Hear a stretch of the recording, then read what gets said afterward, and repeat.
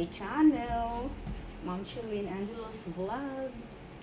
Hello, tayo ay ano guys, ngayon magluluto ako ng tawag doon. Ano ba tawag doon? Yung kasaba. Magkakasaba tayo, nilagang kasaba tayo. Kaya ayusin ko lang tong camera ko guys. Ayan o. Hindi makita yung ano natin. Ulo. Ayan. Ayan.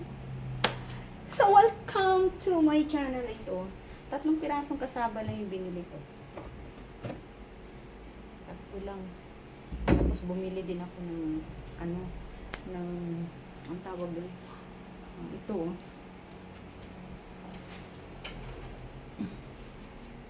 Kamote. Kamote tops. Ay, kamote tops. Sweet potato. Yan. 4 naman, tapos avocado. Nakaano na ako ng avocado. Bumili ako ng 3 piraso nito. 75 ang kilo. Ay, 150 ang kilo. 75 pesos yung 3 guys. Maganda siya. Kahit maliit siya. Ang ganda. Tapos, ito, magluluto ako ng ngayon para sa dinner namin itong puso ng saging. Ginisang puso ng saging. Lagyan ko ng konting sotanghon. Tapos pork yung isa sa hug ko. Pero sa ngayon, thank you sa blessing. Binili ko lang to sa bayan kanina. Nung nagpunta ako kanina sa bayan para kumuha ng ayuda, dumaan ako doon. Kasi ito yung mga binili ko. Ayan. So, magbabalat tayo ngayon. Magbabalat tayo ngayon ng kasaba guys. Tapos nilabas ko na yung baboy para lumambot. Yan o. So sarado yung tindahan ko ngayon guys. Hindi ako nagbukas kasi alam niyo dumating ako dito pasado 1:00 na yan ako dumating.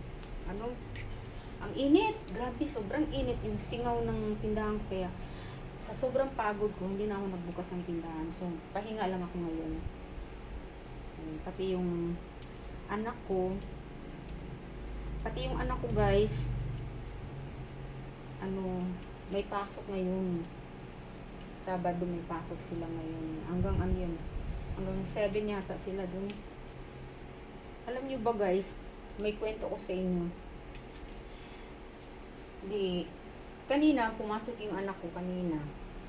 Tapos umuwi din siya ng mga alas 12 yata. So, nung dumating ako dito, nandito na siya, natutulog. Pero mamaya may pasok siya uli. Mamayang mga alas 5 yata mamaya. 5 to 7 naman yun. Broken time sila eh. Broken ang schedule nila. Ngayon, andun yung ang alam ko, nandito na yung anak ko. Ngayon, may tumawag sa landline. Hinahanap nga daw ako. Gusto daw ako makausap ng anak ko. Tapos, sabi ko, ha? Paano makausap ng anak ko? Nagtataka ako kung hindi ko sinabi doon sa tumawag. Babae yung tumawag, guys. Na sabi, daw, ang unang niyang tanong sa akin, inutusan daw siya na itong number ang tawagan, yung mama daw niya tawagan. Sabi ko, nga, speaking. Sabi ko, bakit? Sabi ko, yung anak niyo ho ba kanino po kayang sino po kaya ang may-ari ng sasakyang ginamit nila? Anong sasakyan? Sabi ko, nagtataka na ako guys. Pero hindi pa rin ako basta lang ako yung sumunod lang ako sa agos. Yung flow ng pag-uusap namin. Kasi daw, ang anak niyo, hindi niya sinasabi kung anong pangalan ng anak ko. Anak niyo po kasi nandito po sa presinto, gumanyan. Sabi ko, paano na nandyan? Sabi ko ganito, sabi niya, wag po kayong sumigaw, sabi sa akin. Hindi ako sumisigaw, nagulat lang ako. Bakit nandyan? Sa loob-loob ko, ang anak ko nandito sa bahay. So, ito na. Dinala daw sila sa presinto. Na aksidente, dinala daw sila sa presinto. Ngayon, hindi ko alam. Tapos tinatanong ko kung kanino daw sino daw may-ari ng sasakyan ginamit nila. Wala namang kami sasakyan, sabi kong ganun. Wala naman po kami sinabing sa inyo yung sasakyan. Sige po, kakausapin na lang po kayo. Kayo po yun, si ganyan, pangalan ko niya. Opo, alam na alam yung street, guys. Binanggit pa yung street dito sa bahay namin. Sabi ko, sige. Sabi ko, tapos naghihintay lang ako anong susunod nilang sasabihin.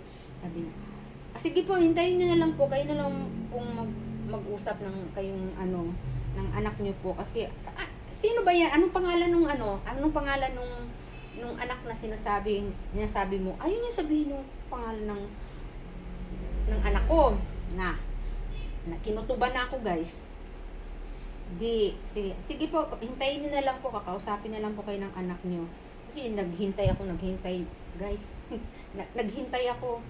Tapos binaba na nila yung sabi ko pa pala, paano nangyari yun? Sabi ko, paano nangyari yun? Alam ko, hindi naman yun nagkukotse. Sinong kasama? Sabi ko gano'n. Ayaw sabihin mo, sinong kasama?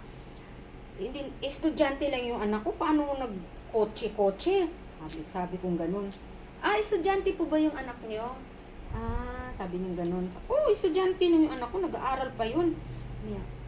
Tapos mali pa nga siya. Sabi ko, babae, lalaki? Sabi niya, babae. Gumanyan siya. Tumigil lang siya pagsasalita ng yung babaeng kausap ko. Scammer. Binaba yung guys. Binaba yung telepono, guys. Tapos takbo agad ako sa anak ko. Nandun ang anak ko natutulog sa taas. Ginising ko, anak, ano yung nangyari daw sa iyo? Ganun. Ngayon siya, nakasakay ka raw sa kotse. Paano imposible makasakay ang anak ko sa kotse? Hindi, wala namang kotse. Nag-jeep lang yun. Posible kakausap ko lang sa anak ko. Nag-call yung anak ko nung nandun ako sa bayan. Kauusap na namin, magsasaing siya. Pagdating ko nga dito, may sinaing. Kaya, scammer siguro, may mga balak. I-scam ba ako na ganito, ganyan? Baka may manghingi ng pera. Ay, nako. Nabubusesan ko yung babae, guys. 2 weeks ago, may tumawag din dito. Hinahanap din yung pangalan ko, hinahanap niya. Tapos binaba niya. Pinapakinggan. Sinabi lang, sabi ko, speaking, sabi ko, sino to? Binaba. Ayaw magsabi kung sino siya. Binaba. Binubusesan yung, may nanluloko. Ingat po tayo, guys. Ingat po tayo ngayon sa panahon ngayon. May nanluloko kasi mga tawag-tawag sa telepono. Kaya, ay nako. Buti na lang maingat tayo. Hindi ako pag ang anak ko daw ang nakasagot nun, babastusin daw niya. Sabi niya. Kasi, imposible naman. Ganyan. Kaya nung grade school pa yung anak ko, siguro grade 4, grade 5 siyang ganun. Sabi niya, grade 3, ganun, parang grade 3. Tapos sabi niya, Mama,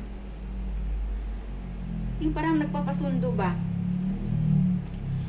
Sabi ko, pag ikay uuwi, tas hintayin mo ako dun, susunduin kita, wag kang sasakay ng jeep.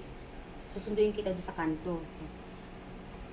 Pero pag halimbawa may lumapit sa'yo, sasabihin sa'yo, ay Angelo, pinapasundo ka ng nanay mo.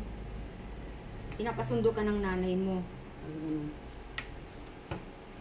Ano sasabihin mo? Sasama ka ba? Ay hindi, sabi niya ganyan. Bakit? Ay hindi, siyempre, hindi ko naman siya kilala.